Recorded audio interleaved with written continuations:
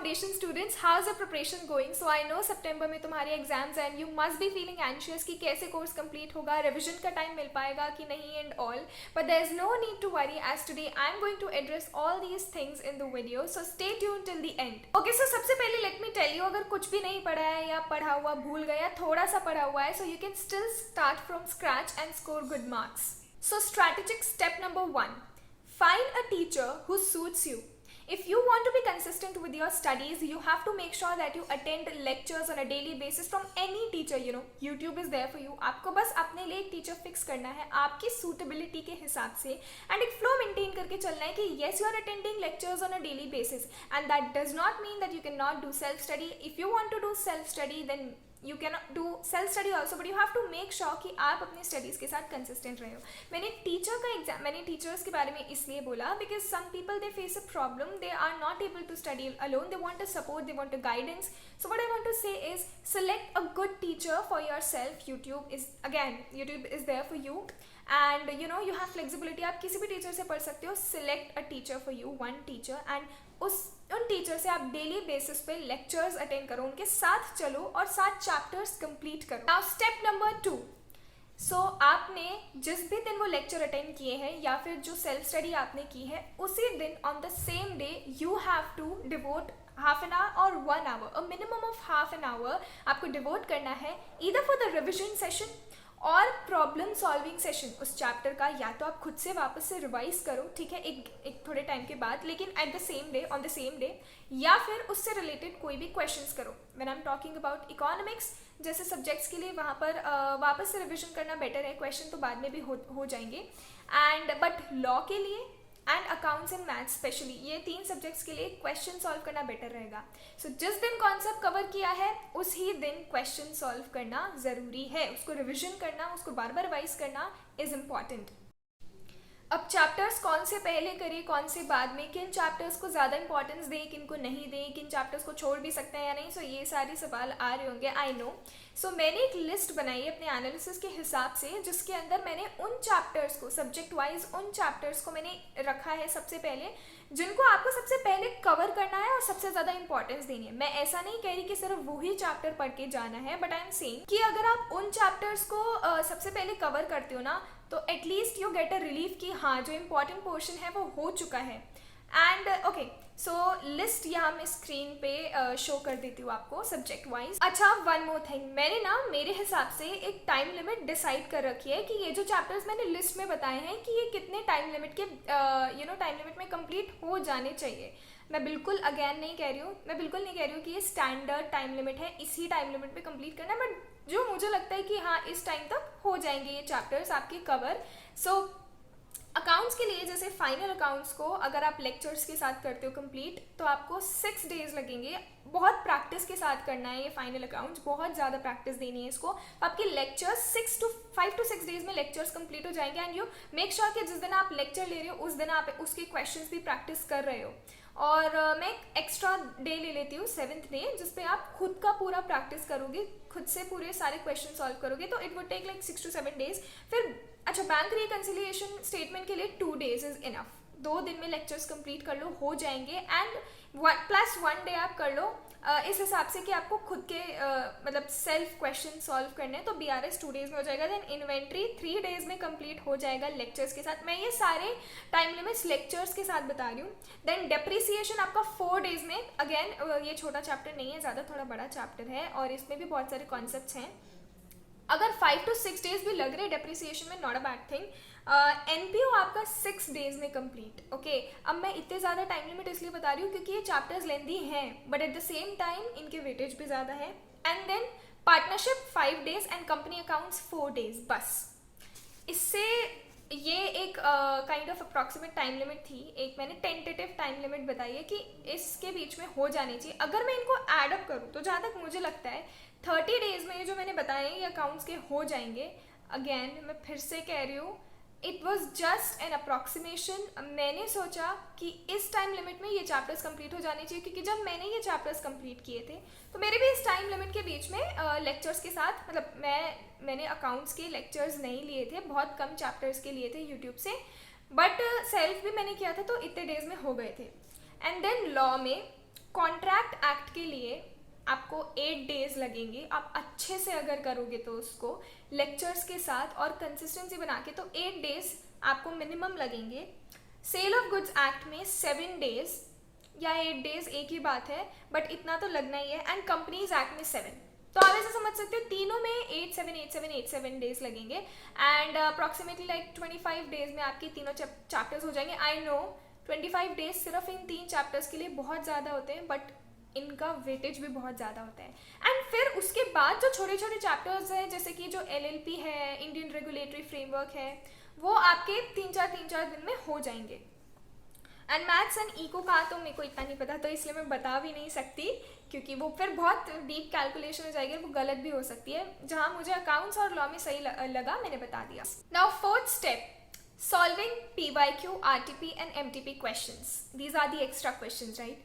तो अब क्वेश्चन ये अराइज होता है कि ये जो एक्स्ट्रा क्वेश्चंस है RTP, MTP, PYQ, ये हम चैप्टर्स खत्म होने के कुछ टाइम बाद करें या चैप्टर्स के साथ साथ ही हम इन क्वेश्चंस को भी सॉल्व करते जाएं। This is the big question, right. अच्छा, सबसे पहले तो चीज़ ये मैं बता देती हूँ कि if you have solved all the questions of ICAI module thoroughly, then आपका 75% आराम से प्रिपरेशन हो, 75 to 80% प्रिपरेशन हो चुकी है। Okay, it's a relief for you, ज़्यादा टेंशन लेने की बात नहीं है। बट ये क्वेश्चंस, एक्स्ट्रा क्वेश्चंस भी मैटर करते हैं। तो आई वुड से टाइम, कब सॉल्व करना है, तो इट्स बेटर कि अगर आप चैप्टर जैसे ही खत्म हो गया और चैप्टर के जैसे ही मॉड्यूल के क्वेश्चंस खत्म हो गए, वैसे ही आप उसके बाद स्टार्ट कर दो अपने एक्स्ट्रा क्वेश्चन सॉल्व करना, ठीक है।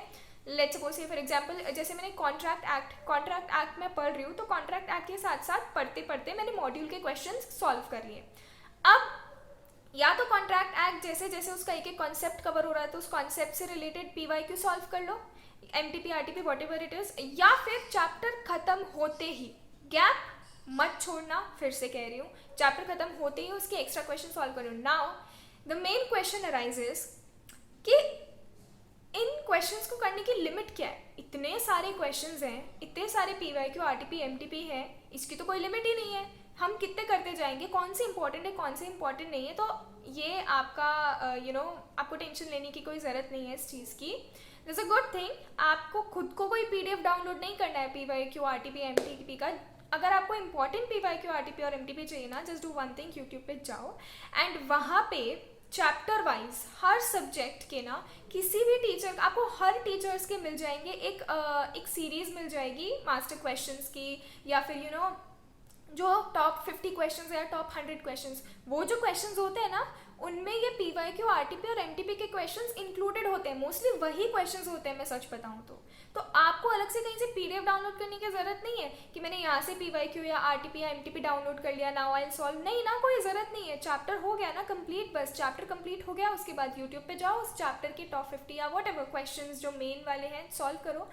वो जो टीचर क्वेश्चन बता रहे हैं ना, वो अपने एक्सपीरियंस और बहुत ही ज़्यादा जो मोस्ट इंपॉर्टेंट क्वेश्चंस है वो बताएंगे, उनको सॉल्व कर लेना, बस 90 to 95 प्रिपरेशन आराम से हो जाएगी। एक्स्ट्रा पुराने 5-6 साल पुराने क्वेश्चंस आंसर्स के PDF डाउनलोड करना बहुत ही हेक्टिक टास्क है, तो बेटर है कि आप एक ईजी वे चुनो, यूट्यूब पे जाकर जो ऐसे इंपॉर्टेंट PYQ, RTP, MTP वाले क्वेश्चंस हैं वो सॉल्व कर लो। एंड डेफिनेटली जो आपके अटेम्प्ट का RTP या MTP है उसके क्वेश्चंस तो करने ही है। नाउ फिफ्थ स्टेप रिविजन का। अब पढ़ लिया है सिलेबस, जितना भी हुआ है हो गया अच्छे से, अब रिविजन की बारी है। रिविजन के लिए आई वुड से, क्योंकि टाइम कम है, तो आपको ना मिनिमम 25 डेज रिविजन के लिए बचा के रखने हैं। Save those 25 days for revision, बहुत नेसेसरी है। अगर उससे ज़्यादा डेज भी आप बचा के रख रहे हो then that's a good thing, but 25 days minimum revision के लिए बचाना is a necessary thing, right. अब रिविजन करें कैसे, what should be the plan. तो लिसन, रिविजन करने की एक अप्रोच बताती हूँ। जब भी कोई चैप्टर उठाओ रिविजन के लिए, अच्छा मेरी प्रैक्टिकल सब्जेक्ट्स की अप्रोच अलग रहेगी या थ्योरी की अलग। This is for the theory, first of all theory के लिए ये अप्रोच है। आपने जो भी किसी भी चैप्टर से जो पढ़ा है ना, उसको डायरेक्टली बुक खोल के वापस से ऐसे पढ़ने मत लग जाओ, ठीक है, दैट्स अ रॉन्ग वे। आप क्या करो, बुक बंद ही रहने दो, उस टॉपिक के बारे में आपको दिमाग में जितनी भी चीज़ें आ रही है सबसे पहले तो उसे रिकॉल करो, याद करो, ओके, ओरली या तो उसे रिसाइट करो या फिर किसी पेपर में लिख दो। अब उसको मैच करो आप उससे जो बुक में लिखा हुआ है, एंड सी कि क्या ये ठीक है, मैंने जो लिखा है वो है या नहीं। फिर जो गलतियां आपको मिलेगी वो आपके दिमाग में रहेगी एंड अगेन उसको री रिवाइज करो। फिर ये बेटर तरीका होता है। अब जैसे मैंने बताया रिविजन के लिए 25 डेज होना नेसेसरी है। तो this was for theory subjects. If you have notes law के लिए या इकोनॉमिक्स के लिए तो बहुत अच्छी बात है। तो मैं सजेस्ट करूँगी ना कि स्टार्टिंग से ना, अभी आपके पास टाइम है तो इंपॉर्टेंट चैप्टर्स के लिए आप नोट्स बना सकते हो। यू नो व्हाट, जब हम नोट्स बनाते हैं it feels a hectic thing, a hectic task to do, but last में जब रिविजन टाइम आता है ना, वो बल्कि सी मॉड्यूल उठा के हम देखते हैं, उससे पढ़ने का मन नहीं करता है। तो इट्स बेटर कि हम पहले ही नोट्स बना लें।